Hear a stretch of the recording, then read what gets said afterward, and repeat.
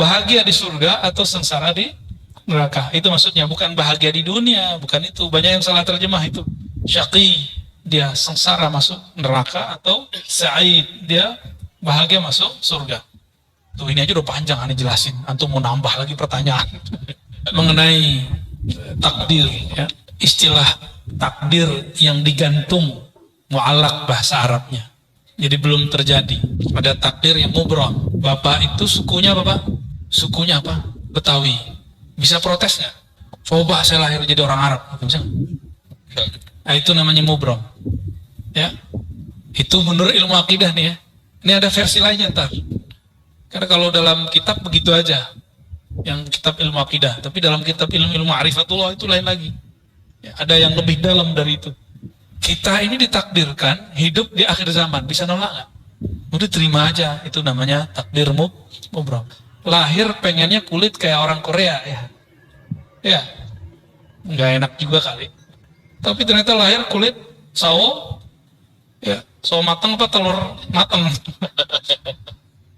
Nggak jelas ya. Kita nggak bisa protes. Udah begitu aja. Apapun yang dia mau. Bagi saya, mohon maaf. Jadi itu versi ilmu akidah. Semua takdir itu mubram bagi saya.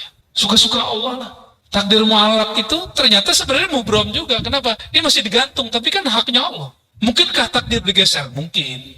Ini pada sisi Allah, semua takdir itu suka-suka dia, bukan suka-suka kita. Sepakat? Takdir itu terbitnya dari kudrat iradat Allah, maka mutlak milik dia. Nggak usah atur-atur. Makanya di dalam hikam awal-awal, arih nafsaka minat tadbir. Jangan kamu urus yang tidak perlu kamu urus. Ahli akidah mencoba menteorikan itu karena banyak orang protes. Ini takdir bisa dirubah nggak segala macam ya. Takdir itu bahasa Arab artinya ukuran yang Allah berikan untuk kita. Kita dikasih ukuran 10, tergantung kita ngambil berapa. Harusnya antum tuh suksesnya 10 kali lipat, cuma ngambilnya cuma 2. Salah siapa? Nggak akan keluar dari takdir. Ada kesalahpahaman memahami takdir. Takdir itu cuma 4. Apa aja? Waktu kita dalam janin, takdir cuma 4, Ustaz. Ya, apa aja tuh? Apa? Ajal. Cepet amat ajal. Dikat rizki. Rizki dulu. Rizki itu jodoh 1. Jodoh itu rizki. Dikat rizkihi. Nggak ada di hadis yang wa jodohihi. Nggak ada. Dikat rizkihi 1. Terus wa amalihi. Amal dulu. Ngapain kamu nanti? Itu amal bahasa Arabnya. Terus yang ketiga apa? Wa ajalihi, baru ajal. Jangan langsung ajal, Pak. Cepet amat mau ajal aja ya. Baru yang keempat, syaqiyun au sa'id. Dia nanti ahli surga apa neraka. Gitu. Bahagia di surga atau sengsara di neraka. Itu maksudnya, bukan bahagia di dunia, bukan itu. Banyak yang salah terjemah itu. Syaqi, dia sengsara masuk neraka, atau sa'id, dia bahagia masuk surga. Tuh ini aja udah panjang aneh jelasin. Antum mau nambah lagi pertanyaan. Rezeki, saya mau tanya. Kalau kita waktu kecil dulu gak punya gaji, rezeki datang gak? Dianterin oleh mak kita, ya? Bener? Waktu sekolah dulu kita dibayarin orang tua kita, rezeki diantar nggak? Dianterin rezeki itu. Cuma karena setiap hari kita melihat orang berangkat kerja, pulang, berangkat, pulang, berangkat, pulang, orang mengira rezeki dicari. Sejak kapan rezeki dicari? Allah tuh bagi-bagi doang, Pak. Kita nggak pernah nyari rezeki. Kita cuma nunggu dan ngambil, nunggu ngambil. Nah, time nunggunya inilah skill. Skill yang punya orang bisnis, skill yang punya orang politisi, dia tahu cara ngambil-ngambilnya. Kan sudah ada yang mulai sayembara mau jadi calon presiden kan?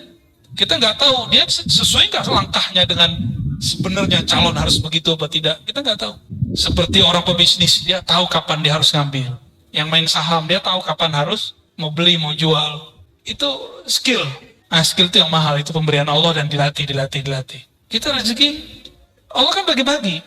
Maka kalimatnya, perintahnya bukan cari rezeki. Ibtaghi fima atakallah darul akhirah. Yang kamu cari, carilah akhirat. Nggak ada suruhan cari dunia. Wala tansa nasibaka minad dunya. Tapi jangan lupa duniamu. Cuma begitu. Kalau kita kan kita balik. Dunia akhirat harus 50-50, bro. Ente ini udah gila belajar agama. Tapi dari dulu sampai sekarang hidupnya begitu-gitu aja. Katanya adil. Nggak begitu cara memahami ayat-ayat Allah. Kita kerja, kalau ada akhirat di situ, mungkinkah orang-orang itu korupsi? Orang yang mengakhiratkan kerjanya, dia jujur kerjanya. Itu antum ibadah tuh. Orang yang niat ketika bekerja, dia ingin menafkahi keluarganya, ingin bantu orang sekitarnya, maka orang itu dihitung ibadah. Itu yang disebut mencari akhirat. Tapi jangan lupa bagianmu di dunia. Jadi kita juga harus saving untuk diri sendiri dan keluarga, itu maksudnya. Jangan dibalik. Carilah dunia, jangan lupa akhirat. Nah, nggak tahu nih ayat baru ini. Saya boleh sebut tuh ayat-ayat setan. Itu ayat setan, Pak. Dai-nya dai setan itu. Nauzubillah min dzalik. Allah bilang cari akhirat, dia bilang cari dunia. Setan gak tuh? Mohon maaf nih. Kan dai itu dua aja, dai ilallah sama dai ila ghairillah. Dai kepada Allah atau dai kepada selain Allah. Dua aja dai. Dai artinya orang yang mengajak. Orang yang mengajak pulang kepada Allah, mengenal Allah, atau orang yang mengajak kejar selain Allah. Dua aja. Jauh-jauh ke Ka'bah minta fulus. Aduh ya Rabb. Jauh-jauh ke Ka'bah minta rezeki, minta jodoh. Boleh sih, nggak apa-apa. Cuma kayaknya buang-buang duit. Kalau minta jodoh ke sana, mending lamar orang langsung, enggak? Langsung beres tuh, mau pesta-pestanya lumayan tuh ya. Sekampung nggak habis. Kecuali antum di gedong ya, lain cerita. Jadi takdir itu ukuran yang Allah berikan kepada kita. Lalu Allah titipkan di dalam diri ukuran lain yang disebut kasab. Laha ma kasabat wa alaiha maktasabat. Laha positif. Dia akan memperoleh prestasi yang dia usahakan. Wa alaiha maktasabat, dia akan kena hukuman terhadap apa yang dia kerjakan. Kasab. Maka dalam akidah Imam Asy'ari Ahlus Sunnah wal Jamaah, Imam Asy'ari ini murid Imam Junaid juga. Apa kata beliau? Allah kasih satu sir di dalam dirimu bernama kasab. Kasab itu sebenarnya adalah tajalli, pancaran kudrat ilat Allah yang Allah pinjamkan ke dalam diri manusia. Maka di saat dia faham kasabnya dia kemudian mengatakan, aku bisa begini pun karena Allah juga yang memberi. La haula wala quwwata illa billah. Maka ketika dia mendapatkan sesuatu, dia girang untuk berbagi kepada hamba-hamba Allah. Nah itu takdir. Jadi takdir itu Bapak Ibu, ada takdir Lauh Mahfuz. Itu jadi bukan qada azali, qadar hadis, enggak. Yang tepat ya, yang tepat secara ilmu ma'rifatullah, qadar sama. Qadar ini saya mau ngambilnya yang pakai sinonim. Itu tertulis di Lauh Mahfuz. Lauh Mahfuz itu, lauh bahasa Arabnya papan tulis. Cuma kan yang di langit itu bukan papan, Pak. Ya. Makhluk yang tercipta dari nur, tapi di situ tertulis. Ada lembaran-lembaran seperti dedaunan-dedaunan cahaya, di situ tertulis. Ini namanya Pak Fulan, Ibu Fulan, Puan Fulan, Tuan Fulan. Tulis di situ. Namanya sudah ada. Oke, itu makhluk nggak? Lauh Mahfuz makhluk nggak? Maka takdir yang tertulis di Lauh Mahfuz semuanya makhluk. Cuma bedakan, ilmu Allah makhluk nggak? Ilmu Allah bukan. Ilmu Allah azali.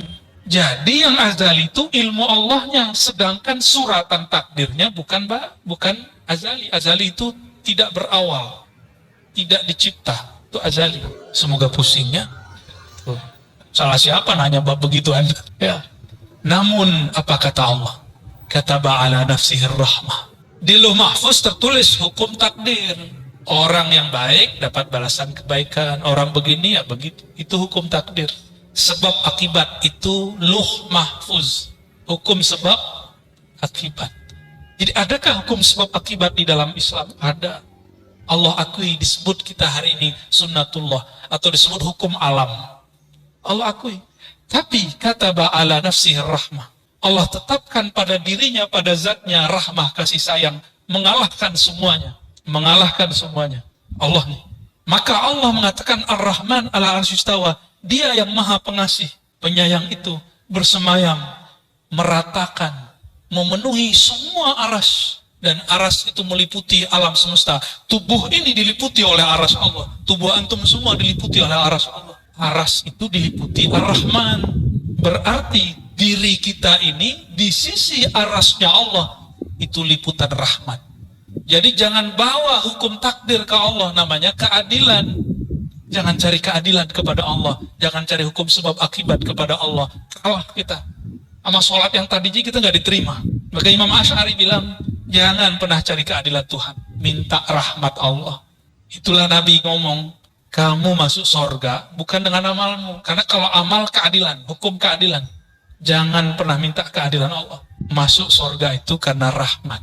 dapat hidayah, jadi wali Allah, jadi kekasih Allah, dapat ilmu itu karena rahmat. Ciri-ciri orang dapat rahmat di kolbunya, tidak ada lagi rumus-rumus kebencian. Gimana? Di kolbu kita sudah begitu belum? Katanya baca bismillah tiap hari. Imam Syafi'i, kenapa mewajibkan baca basmalah bagian dari Fatihah? Berharap orang-orang yang bermazhab Syafi'i, murid-muridnya nanti, kolbunya dipenuhi dengan Rahman dan Rahim. Tauhid ahlul haqaiq ala zahir. Ini kalau saya menyebutnya tauhid para salik. Kalau yang pertama tadi masih ada raghbah war rahbah. Ya. Jadi kalau tauhid awam biasanya pakai ngancem. Wassalamu kalau mau sholat gitu. Itu ngancem. Itu tauhid orang. Kalau tauhid orang yang salik diajarin jangan sholat mengharap surga. Juga bukan jangan meninggalkan maksiat takut neraka. Boleh. Tapi karena harap yang punya surga, segan kepada yang punya neraka. Mulai diajarin begitu. Itu tauhid salik. Di sini disebutkan ahlul haqaiq ala zahir. Setingkat dikit di atas orang awam. Sudah mulai begitu belum? Berarti sudah mulai salik. Kalau nggak turun kelas lagi. Ya, kenapa zikir? Supaya tenang. Lumayan, itu salik. Kalau orang awam, kenapa zikir? Supaya rezekinya banyak. Itu orang awam. Ya, kan kita pernah juga dipotong orang kan lagi ngomong begitu kan? Habib lagi yang motong. Tapi kami udah baikan sih habis itu. Ya. Akhirnya kita tegur, bedakan manfaat, faedah dengan tujuan. Ya. Alhamdulillah dia terima. Maka kami baik-baikan aja, cuma orang aja yang ngadu-ngadu kan, karena sekarang lagi rame bab habaib nih, videonya dinaikin lagi. Ya salam, ya. Antum zikir, ingin melihat nur di kolbu, itu level 2 tuh lumayan, salik lah. Lumayan lah itu. Ingin ngerasain ada energi gitu, lumayan lah tuh. Sudah mulai naik tuh, tipis-tipis ya. Sudah mulai naik sedikit. Maka ada tauhid yang ketiga. Jadi tauhid yang kedua berarti menyembahnya bukan lagi karena ancaman, bukan lagi karena harapan pahala. Itu tauhid salik. Tauhid yang ketiga menurut beliau, ayyakunal abdu bisirrihi wa wajdihi wa qalbi ka'annahu qa'imun baina yaday Allah azza wa jalla tajri alaihi tasarrufu tadbiri. Coba perhatikan. Seorang hamba bertauhid ini secara khasah, yang tingkat level tertinggi menurut beliau nih, dia bertauhid dengan sirnya, dengan rahasia di dalam dirinya dan kolbunya, seakan-akan dia merasakan berada di hadapan Allah dan mengalir dalam kehendak Allah. Tajri alaihi tasarifu tadbiri. Jadi dia, apapun yang terjadi yang dirasakan ini gerakan dari Allah Subhanahu wa ta'ala, ketentuan dari Allah, dan dia menerima. Maka saat ada orang minta wirid kepada saya, gimana caranya jadi kekasih Allah? Ngeri kali tuh, pengen jadi wali dia. Aduh, yang gampang kan pakai hadis tuh. Ya, apa kata Nabi SAW? Lam yazuk ta'mal iman man lam yakun radiyan billahi tabaraka ta'ala. Ya, man lam yarda billahi tabaraka ta'ala. Tidak merasakan manisnya iman kalau orang tidak ridha. Maka saya kasih wirid, raditu billahi Rabba. Baca anak TK itu, anak-anak kecil itu, ternyata itu asbab orang jadi wali. Asbab jadi wali, dia mesti ridho kepada ketentuan Allah kepada dia. Ridho itu berarti nggak boleh yang sedih. Ya kalau sedih ya nangis, sakit ya jerit gitu. Tapi batin dia tidak menolak, batin dia terima. Dia nggak ngomong ini, ya Allah, aku kan sudah wirid dan kenapa masih diuji? Ya Allah, aku kan sudah bertarekat samaniyah, qadiriyah, khalwatiyah, suhrawatiyah. Kenapa masih aku gagal bekerja? Oh, berarti dia salah paham itu. Bertarekat gak begitu, ya. Ya Allah, saya sudah zikir sholawat, kok masih jomblo? Apa urusan? Ya, aku lakum ayol ikhwa, ya. Saya sampaikan berantem. Orang yang cinta kepada Allah dan Rasul, kolbunya gak pernah kesepian. Nggak pernah kesepian. Orang yang cinta Allah, cinta Rasul, kolbunya nggak pernah kesepian. Yang sepi telinganya sama matanya. Kok nggak ada teman gitu kayak Nabi Adam kan? Di surga kan indah, tapi nggak ada teman. Bahkan Nabi Adam menggumam, ya Allah, bergumam, sepi bener di surga, ketiduran. Surga kan nggak ada tidur, maka dijadikan tidur itu berkah bagi Nabi Adam. Maka surga pun asbab nikmat beliau. Jadi seandainya di surga itu nanti ada tidur, tidur itu bukan kekurangan kematian, tapi bagian dari nikmat. Tapi insya Allah nanti nggak ada kok, nggak ada lagi tidur nanti di surga. Mumpung masih di dunia nanti tidur ya. Allahumma sholli ala sayyidina Muhammad. Kenapa kita mesti merasakan bahwa kita ini dalam aliran takdirnya Allah? Ini bukan fatalis, ini bab rohani, ini bab rasa. Merasakan bahwa diri kita itu dalam aliran kehendak dan takdirnya Allah. Maksudnya apa? Ini mohon maaf, salah satu kemanjaan seorang pasangan kepada pasangannya, dia merasa ingin diperhatikan, ingin ditarik, ingin dipeluk, segala macam, ingin dikuasai, gitu. Itu sebenarnya adalah imitasi daripada cinta yang bersumber dari kemarifatan tauhid si hamba kepada Allah. Maka si hamba itu justru sedih kalau nggak diuji.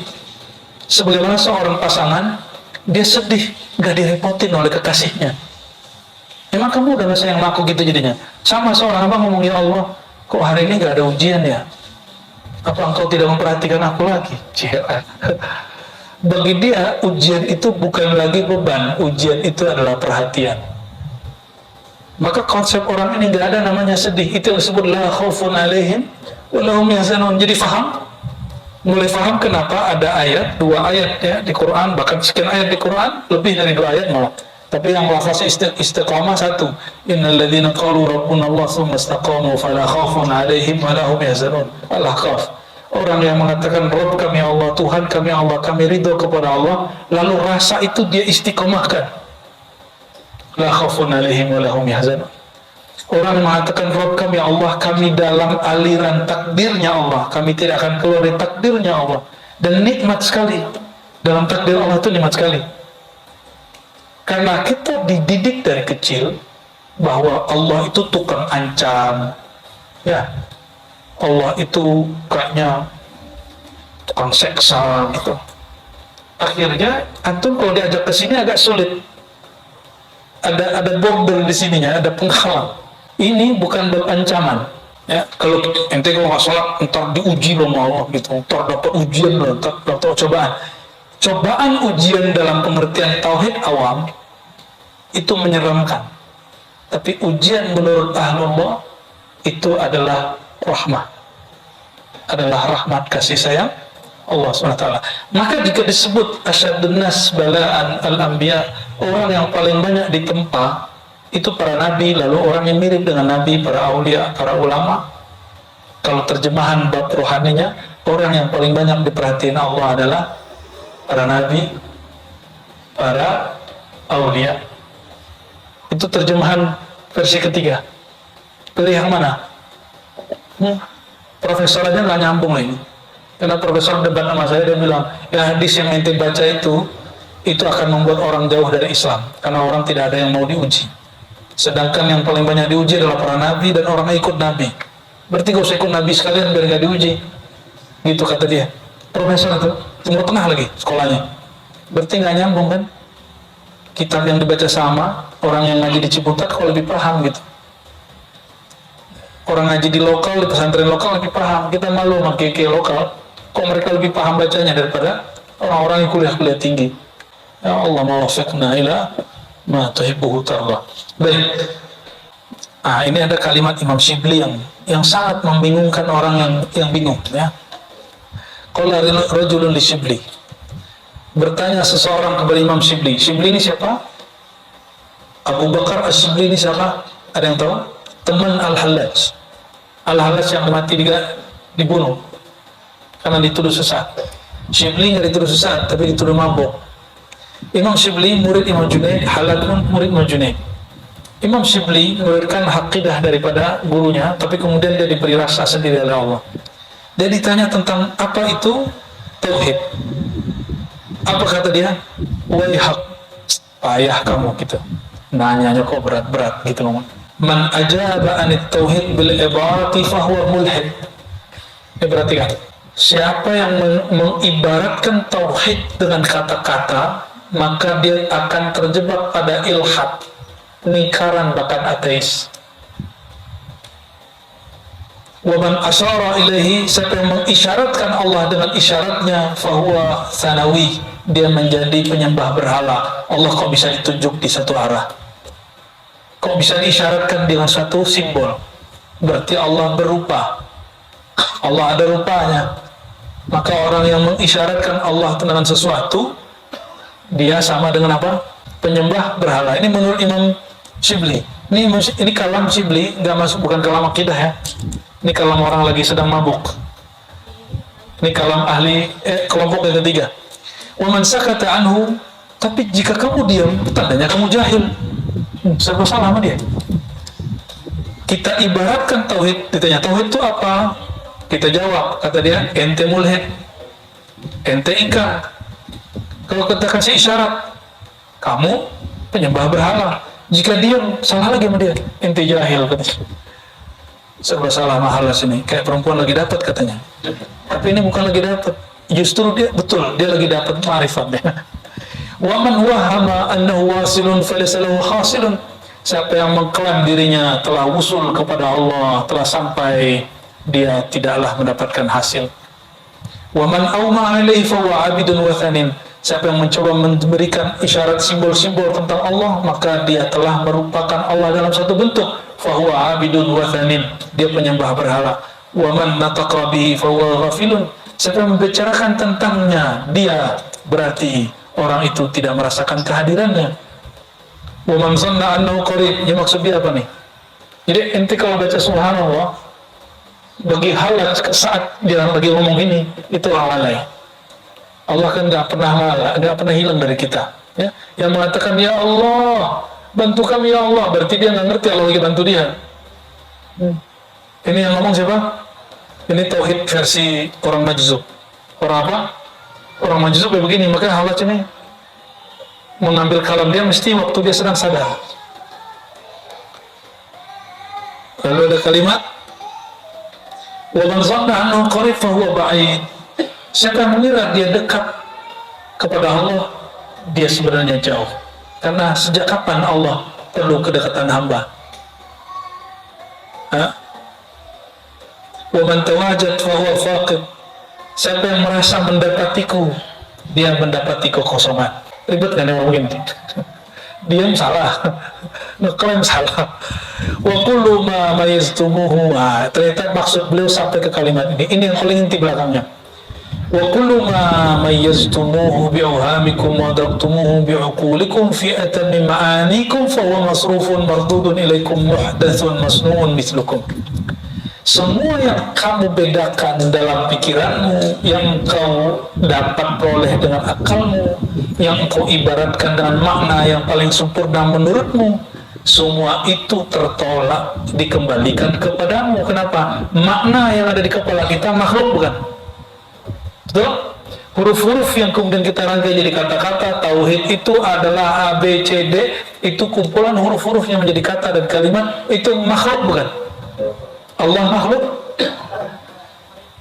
Allah khalik, maka dia tidak bisa dipahami dengan kata-kata. Itulah akhir dari makna ayat lam yakun lahu kufuwan ahad. Itulah kenapa surat Al-Ikhlas ini sepertiga Quran.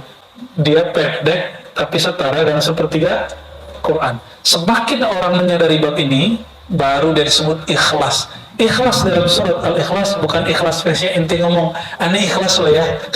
Bukan begitu, itu mah ikhlas orang awam tuh. Bukan itu. Ikhlas dalam pemahaman surat Al-Ikhlas adalah al-bara'atu an kulli wahmin wa aqlin wa ma'nin wa ma'na, ya. Terlepasnya engkau dari semua persepsi pikiranmu, semua asumsi-asumsimu, dan semua kata-kata makna yang kau gambarkan tentang Allah. Jadi apapun yang kita kalamkan tentang Allah, Allah lebih sempurna dari itu. Oke? Itulah makna la ilaha illallah. Lalu kalau dimaknai lagi, maha suci engkau, maha bebas engkau dari semua yang aku bayangkan. Itulah subhanallah. Gimana? Sudah mulai nyambung? Sudah mulai nyambung? Ini aslinya kitabnya rumit, tapi saya mohon kepada Allah semoga ini bisa mudah dipahami. Sudah mulai dipahami? Jadi kalau disebut Qul huwallahu ahad, katakanlah hai Muhammad, Allah itu dia, Allah itu ahad. Kenapa dimulai dengan kata dia? Dia itu menunjukkan agar engkau tidak membayangkan fisik. Karena dia berarti gaib. Gaibkan dulu akalmu, gaibkan dulu panca indramu, baru engkau katakan Allah. Allah itu menyebut dirinya apa? Ahad. Maka jika diterjemah, hanyalah dia yang memahami keesaan dirinya. Loh, terus apa belajar tauhid? Belajar tauhid itu belajar meniadakan diri di hadapan wujudnya, barulah terasa wujud Allah Subhanahu wa ta'ala. Jadi gimana cara merasakan wujudnya Allah? Tiadakan diri di hadapannya. Bagaimana merasakan dia esa? Tiadakan kemajemukan diri kita, peran diri kita, baru kita ngerasain dia esa. Itulah makna la haula wala quwwata illa billah. Jadi ada 3 ungkapan tauhid, la ilaha illallah, subhanallah, la haula wala quwwata illa billah. Itu ungkapan tauhid. La ilaha illallah menafikan semua, meniadakan semua yang dibayangkan. Coba bayangkan tentang Tuhan. Bayangin. Sudah kebayang? Nah, itu bukan Tuhan. Coba katakan Allah satu. Kebayangkan angka 1? Ah, Allah bukan begitu. Pak? Ya. Allah Esa. Kebayang apa? E-S-A. Ah, itu bukan Allah. Sebut Allah. Kebayang apa? Alif lam lam ha. Itu bukan Allah, itu nama Allah. Itu nama Allah. Bedakan nama Allah yang diungkapkan dalam huruf dengan yang punya nama itu sendiri. Coba tulis namanya di kertas atau tulis dalam pikiran. Sudah ditulis namanya dalam pikiran, sudah nampak? Apakah itu kita? Bukan, itu tulisan tentang kita. Jadi kalau ada lafaz Allah, itu bukan Allah, itu nama yang menyimbolkan tentang Allah. Jadi kalau antum, ini mohon maaf, ini jangan, makanya udah talqin jangan belagu dulu. Itu baru memasukkan nama. Rasanya dirasakan oleh qalbu. Itu baru nama. Dan kita tidak menyembah nama. Menyembah nama naqisun, bukan syirik. Saya nggak sepakat dengan orang mengatakan syirik. Karena nama tidak terpisah dari yang punya nama. Maka man abidallah ka ismin fahuwa naqisun fil ubudiyah. Ini kaidah, ya, kaidah yang baru dibuat malam ini. Karena di kitab-kitab ditulis man abidal isma fahuwa musyrik. Kencang bener ente ya. Saya bilang menyembah nama syirik. Itu orang terlalu keras. Nabi nggak begitu mengajarnya. Orang yang menyembah nama, dia belum sempurna, bukan berarti dia musyrik. Kan nama tidak pernah terpisah dari yang punya nama. Yaitu nama Allah. Coba nama antum pernah pisah nggak dari dirinya? Maka kalau ada orang menghujat nama kita marah nggak? Ya, ditulis nama terus dicoret, marah nggak? Bahkan namanya dipindahin ke batu. Nih, kamu nih, diinjak batunya. Marah kan? Marah kita. Ya, mohon maaf. Yang muncul antum foto terus diupload di sosial media, di Facebook, Instagram atau TikTok, itu gambar kita, tapi itu bukan kita loh. Paham? Gambar kita, foto kita, itu bukan kita sendiri. Maka foto Ar-Razi bukanlah Ar-Razi. Jadi kalau ada orang menghujat video saya, itu bukan menghujat saya, itu menghujat si video. Indah tuh hidup begitu. Makanya saya nggak stres hidupnya, alhamdulillah. Ini baru dikata-katain dikit, statusnya nggak disepakati temannya, langsung stres. Karena terlalu menghayati kehidupan. Jangan terlalu nyatu-nyatu amat dengan sosial media. Ya. Itu terpisah sama kita. Nama kita itu bukan kita yang sempurna. Dia hanya bagian dari diri kita dan dia bukan kita semuanya. Oke? Maka bayangan tentang Allah bukanlah Allah. Lalu Allah itu gimana? Habis bagaimana, habis bayangan-bayanganmu, habis semua asumsimu tentang Allah, engkau barulah diberi rasa bertuhan kepada Allah. Jadi tiadakan dirimu, tiadakan rasamu, habis rasa, habis semua, baru Allah kasih rasa dari dia. Habiskan persepsi tentang Allah, baru Allah beri persepsi tentang dia. Habiskan teori tentang Allah, baru Allah kasih teori yang benar tentang dia. Ya. Jadi kalau bertuhan itu justru membuat kita tambah rehat. Kenapa? Kita nggak perlu memikirkan Allah, cukup merasakan Allah. Kan, pikiran aneh berat nih, karena ente mikirin Allah. Kajiannya berat nih, karena kajiannya dipikirin. Oleh karenanya para sufi itu hidupnya paling santai. Kenapa? Ente bicarain Tuhan di langit, ke istawa, nuzul, ngapain? Allah bukan untuk dibayang-bayangin. Jadi bagi saya, ya sudahlah, bagi-bagi tugas lah. Kalau yang masih mau jadi singa aswaja, monggo, saya udah nggak mau ya. Kita lebih nyaman mengikuti jalan-jalan beliau-beliau ini. Ya, tidak usah memperdebatkan satu. Emang kita siapa perlu kemudian mengatur isi pikiran orang? Bisa nggak ngatur isi pikiran orang? Kita nggak sanggup ngatur pikiran orang, apalagi pikiran Wahabi. Maka saya meniatkan, kalau saya menjawab satu persoalan yang berbeda dengan Wahabi, bukan untuk mendebat Wahabi, tapi untuk menenangkan diri saya dan menenangkan orang yang dekat saya.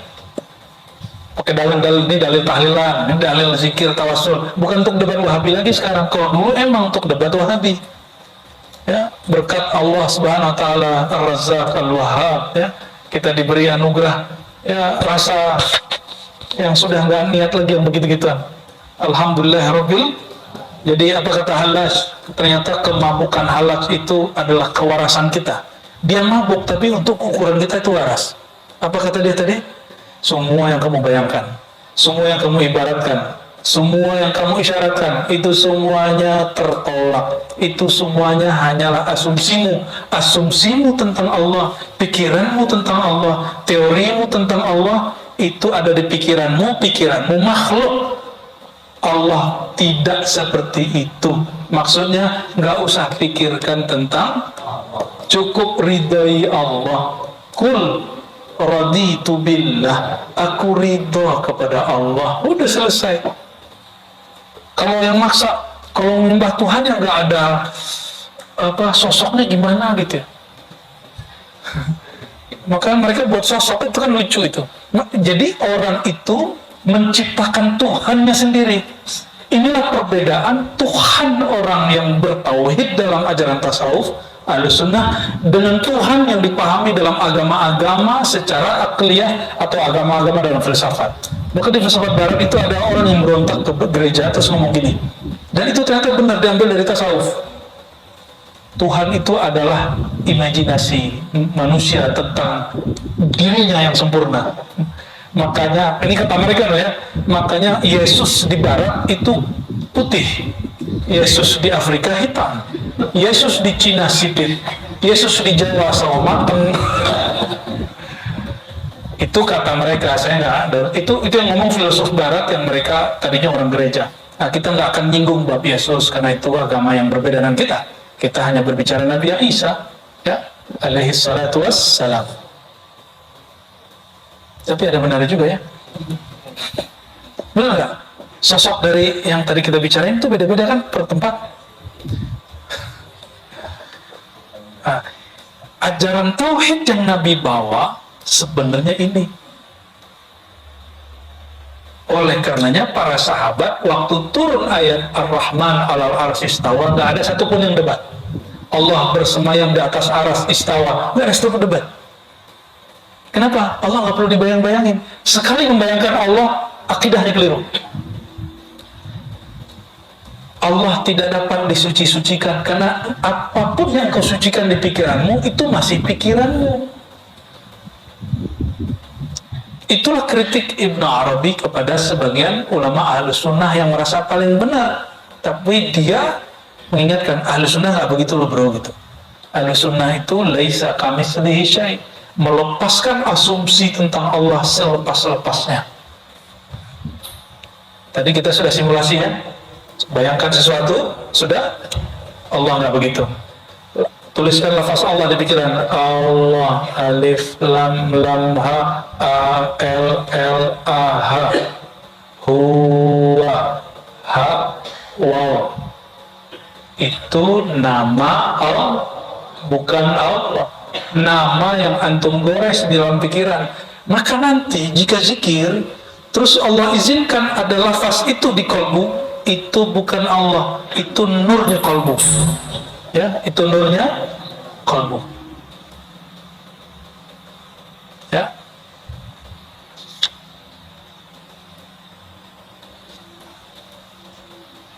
Mungkin ada yang bertanya, kalau gitu kita ngapain menghormati tulisan gitu ya?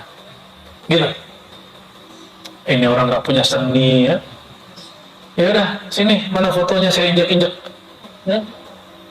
Mana namanya saya robek-robek. Pasti marah.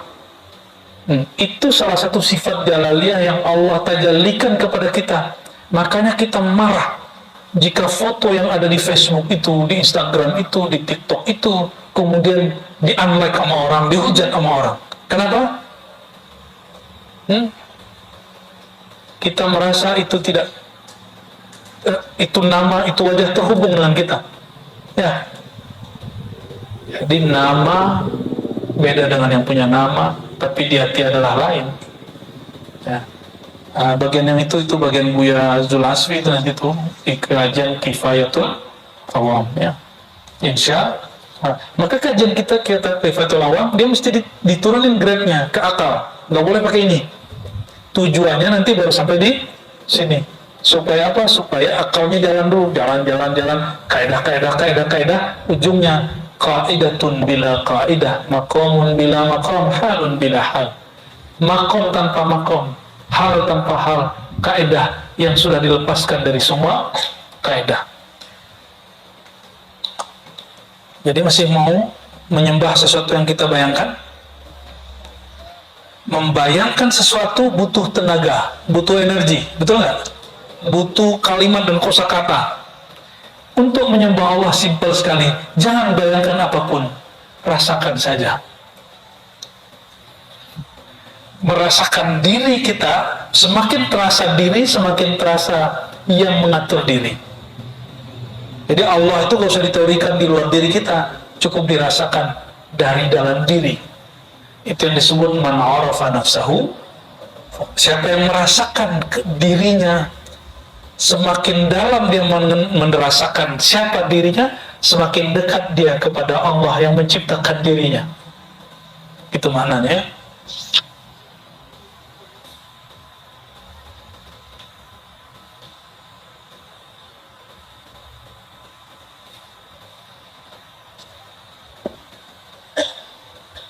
Nah, itu kaidah yang sangat luar biasa dari Imam Ash-Shibli. Masih kuat?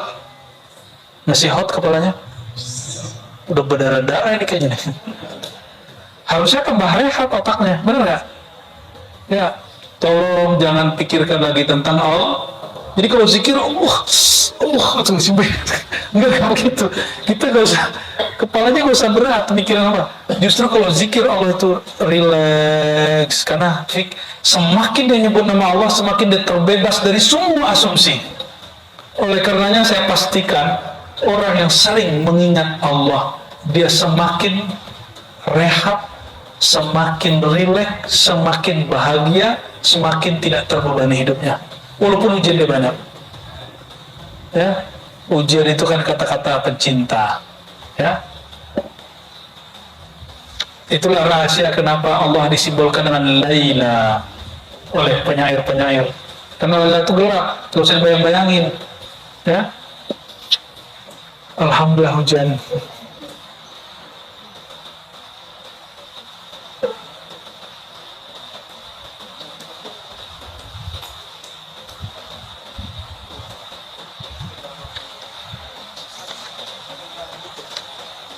Oke, barangkali itu kajian tauhid menurut ulama tasawuf. Justru tauhid versi sufi itu tauhid yang paling mudah karena tidak perlu pakai ungkapan, tidak perlu pakai teori, ungkapannya adalah tidak berungkapan, teorinya tanpa teori, makomnya tanpa makom, kata-katanya tanpa kata-kata. Itulah tauhid para sufi, tauhid yang merileks hamba dan pikirannya dari segalanya. Semoga Allah Ta'ala tambah mendekatkan kita kepadanya. Amin ya rabbal alamin. Sallallahu ala nuril mubin Ahmad al-Mustafa Sayyidil Mursalin wa ala alihi wa sahbihi ajma'in. Sallallahu على نور المبين أحمد المصطفى سيد المرسلين وعلى آله وصحبه أجمعين. صلى الله ربنا على نور المبين مصطفى سيد المرسلين وعلى آله وصحبه أجمعين. أفضل ذكر لا إله إلا الله لا إله إلا الله لا إله إلا الله لا إله إلا الله لا إله إلا الله لا إله إلا الله لا إله إلا الله محمد رسول الله لا إله إلا الله محمد رسول الله لا إله إلا الله محمد رسول الله لا إله إلا الله محمد رسول الله صلى الله عليه وسلم في كل لمة ونفس عدد ما وسعه الله. الفاتحة.